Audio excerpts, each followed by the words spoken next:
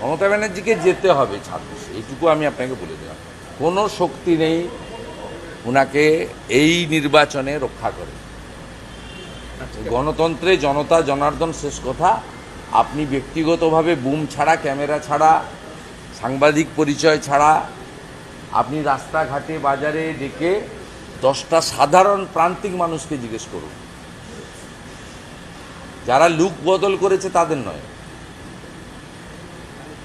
পশ্চিমবাংলায় একটা প্যান্টকে 3বার সেলাই করে পরে এরকম যুবকের সংখ্যা কিন্তু অনেক, ক্রোড়স। আপনি ডেকে জিজ্ঞেস করুন যে রাজ্যে 2,15,00,000 বেকার, 9 বছর পরে এসএসসির পরীক্ষা হয়, তাও সুপ্রিম কোর্টের নির্দেশে। এই রাজ্যে মানুষ পরিবর্তন চায় এবং পরিবর্তনটা বিজেপির হাত ধরেই চায়, কারণ বিজেপি একমাত্র বিশ্বাসযোগ্য বিকল্প।